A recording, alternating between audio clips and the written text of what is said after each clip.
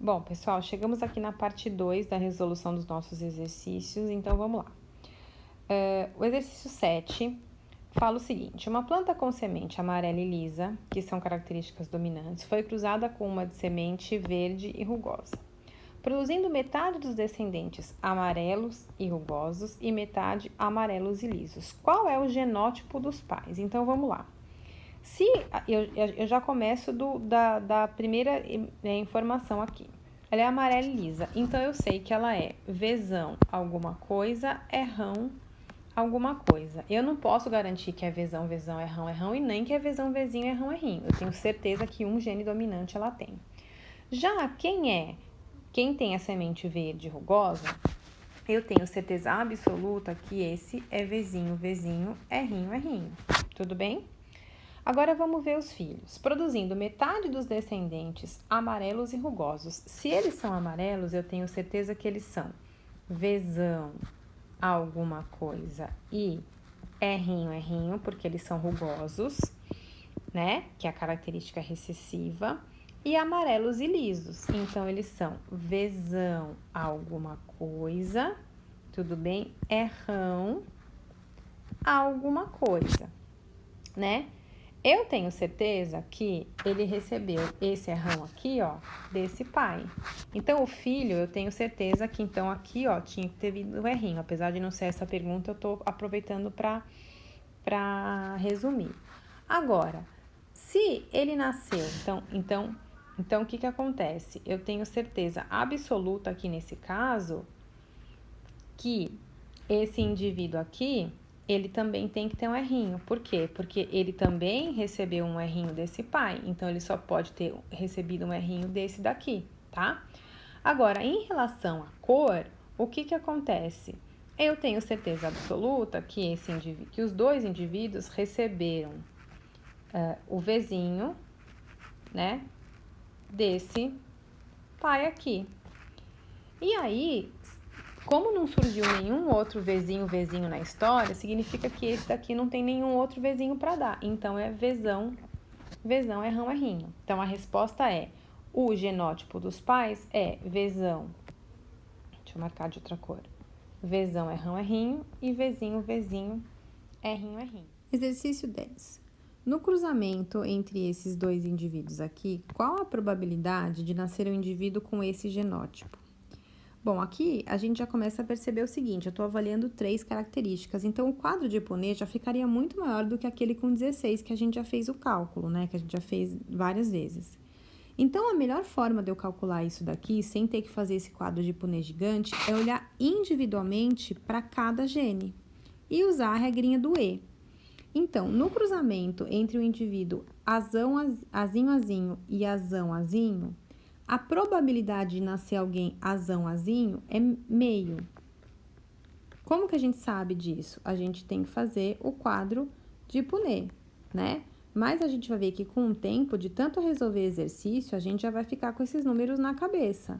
Mas, ó, tô fazendo aqui para vocês entenderem, tá? 2 em 4 ou é a mesma coisa que meio. Agora, do cruzamento entre Bzão, Bzinho com Bzão, Bzinho, qual a probabilidade de nascer Bzinho, Bzinho? Esse eu não vou fazer porque a gente já fez várias vezes, é o cruzamento entre heterozigotos e a gente sabe que para ter essa característica recessiva é 1 em 4. E a mesma coisa, pessoal, aqui para quando eu for olhar a letra D. Dzão, Dzinho vezes Dzão, Dzinho, a gente já fez várias vezes esse cruzamento e a gente sabe que daqui para sair um Dzão, Dzão, também é 1 em 4. E aí, eu multiplico tudo isso, por quê? Porque é a regra do E. Já que ele é azão, azinho e Bzão, Bzinho e Dzão, Dzão, eu tenho que multiplicar tudo. Aqui eu vou ter 1 em 32. Essa é a resposta. Tudo bem? Bom, aqui, pessoal, a gente já tem um exercício de vestibular. Eu poderia resolver esse exercício fazendo de novo o quadro de Punnett, mostrando para vocês mais uma vez, mas eu acho que essa parte já ficou bem entendida. Eu vou mostrar que a gente pode resumir um pouco a resolução dos exercícios, a gente pode ser mais objetivo. Então, vamos lá, ó. Como sempre, levantando tudo que o enunciado nos traz.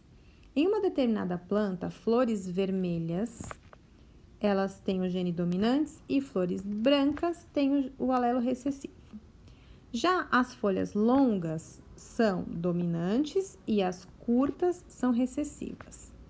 Esses dois pares de alelos localizam-se em cromossomos diferentes, ou seja, obedecem à segunda lei de Mendel. No cruzamento entre plantas heterozigóticas, que é aquilo que a gente faz quase toda vez, para os dois caracteres, resultaram 320 descendentes. Desses, espera-se que o número de flores vermelhas com folhas curtas seja. Então, vamos dar uma olhada. Isso é uma característica dominante e isso é uma característica recessiva. A gente sabe que toda vez que cruza dois indivíduos heterozigotos para as duas características, a gente vai ter aquela proporção assim, ó, 9 para 3 para 3 para 1, onde o 9 são as duas características dominantes, o 1 as duas características recessivas e cada um dos três é uma dominante e uma recessiva para cada um, só que o contrário uma da outra. Que é o caso desse daqui, ele está dentro de um desses três aqui, né? E aí a gente faz uma regrinha de 3, né? Se aquele número 16, que é a soma disso daqui, equivale a 320, o 3 equivale a x. A gente vai ver que isso daqui é o 60. O outro exercício, ele vai trazer exatamente a mesma coisa, só que com porcentagem, por isso que eu quis mostrar para vocês. Vamos lá, ó. Em cães, latir ou não latir durante a corrida são características definidas por um par de genes alélicos. O mesmo ocorre para as características orelhas eretas ou orelhas caídas. Então, vamos lá. Latir enquanto corre e possuir as orelhas eretas são características dominantes, enquanto não latir durante a corrida e as orelhas caídas são recessivas. Considere o cruzamento entre um casal de cães heterozigotos para ambos os pares de alelo. Neste caso, a probabilidade de que nasçam filhotes, vamos lá, que latem, ou seja, uma característica dominante enquanto corre, e possuem as orelhas caídas, que é uma característica recessiva, né, aqui dominante, recessivo, tá dentro daquele 3 ali que eu mostrei no outro exercício, né? Aqui, ele pede em porcentagem. Então, se eu dividir 3 por 16 e multiplicar por 100, que é um cálculo de porcentagem, a gente vai chegar à conclusão que é 18,7%. Essa é a resposta do exercício 2, tá bom? Bom, a gente tá no exercício 3, na verdade, dos testes. Eu não vou ler aqui a última questão, porque, na verdade, a gente vai ver que a alternativa certa é a C e a gente vai ver como que a gente faz para chegar nessa alternativa. Eu gosto de me organizar da seguinte forma, ó. Sabendo que a miopia e o uso da mão esquerda são características condicionadas, né, por genes autossômicos recessivos, considere a genealogia a seguir. Para eu responder essa questão, eu vou ter que achar o genótipo de todo mundo. Então, eu me organizo dessa forma. Eu que vou ter que dar o nome do gene. Então, eu vou fazer assim, ó. Em relação à mão, à escrita, aqui, ó, eu vou chamar de azão, azão. Quem é destro, portanto, azão, azinho também é. E azinho, azinho, quem é canhoto. Em relação à visão, vou fazer um olho aqui, ó. Eu vou chamar de Bzão, Bzão, quem não é míope, né? Como ele diz aqui, visão normal. Bzão, Bzinho também. E Bzinho, Bzinho, quem é míope. Então, eu já vou começar a olhar aqui o heredograma e as características para eu saber qual é o genótipo de cada um. Então, eu vou começar aqui de quem é canhoto e míope. Então, eu tenho certeza absoluta que aqui, ó, vai ser Azinho, Azinho, Bzinho, Bzinho, e aqui, Azinho, Azinho, Bzinho, Bzinho.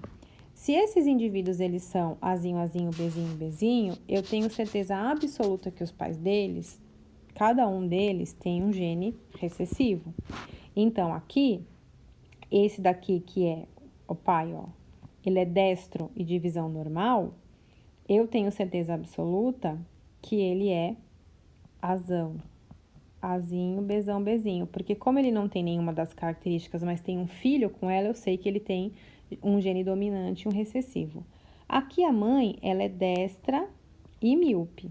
Então, eu já sabia que ela tinha, né, pelo menos, eu já sabia que ela tinha aqui, ó, um bezinho, bezinho, mas eu sei que ela é destra, então eu sei que ela é, aqui, vou colocar aqui, ó, azão, azinho, tá? Vamos olhar aqui o casal de cima. O pai, ele é canhoto e divisão normal, então eu tenho certeza absoluta que este pai, ele é, vou colocar aqui mais pro lado pra gente conseguir se organizar, ele é azinho, azinho, porque ele é canhoto, e divisão normal, então ele é Bzão, Bzinho. Por que ele é Bzão? Certeza, tem um Bzão, porque ele tem a visão normal. E por que a gente tem certeza que ele é um Bzinho? Porque foi ele que mandou para esse filho aqui, tá? E a mãe, ela é destra e míope. Então, eu tenho certeza absoluta que ela tem um azão e um azinho porque ela mandou pro filho. E ela é míope, então ela é Bzinho, Bzinho. Tudo bem? Bom, aí dentre as possibilidades aqui, a gente vai ver que a questão certa é a probabilidade de o casal 1 e 2 ter uma criança destra e divisão normal é de 1 em 4. Então, vamos fazer o cruzamento entre esses casais, olhando aqui as características desse casal, na verdade, olhando aqui as características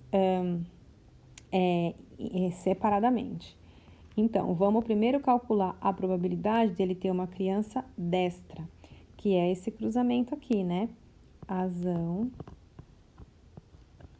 azinho, né? A gente sabe que a probabilidade de ter uma criança destra aqui é meio. 2 em 4, ou a mesma coisa que meio, vou colocar aqui embaixo.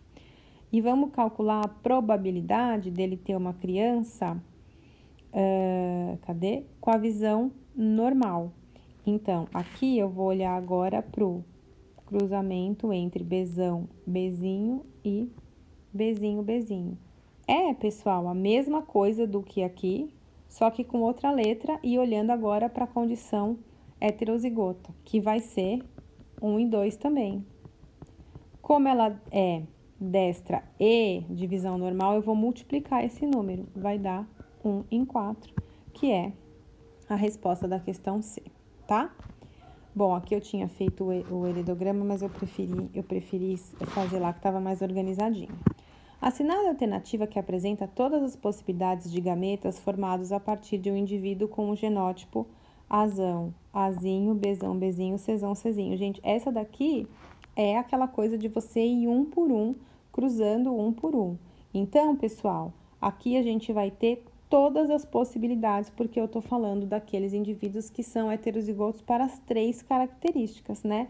Então, eu não vou fazer aqui, porque esse vídeo já tá muito extenso, né? Mas o que a gente tem que fazer é aquilo que eu acho que eu tinha falado na aula do Zoom, né? Eu vou fazer o azão com o bezão e o cezão, o azão com o bezão e o cezinho, né? E aí a gente vai fazendo todas as combinações possíveis e a gente vai descobrir que a resposta dessa questão é a C, tudo bem? Bom, pessoal, o nosso vídeo já ficou extenso demais e eu vou deixar então esse exercício 5 pra gente resolver no Zoom agora, tá bom? E aí vai dar tempo de dar mais um lá no Zoom também. Tchau, pessoal, até a aula!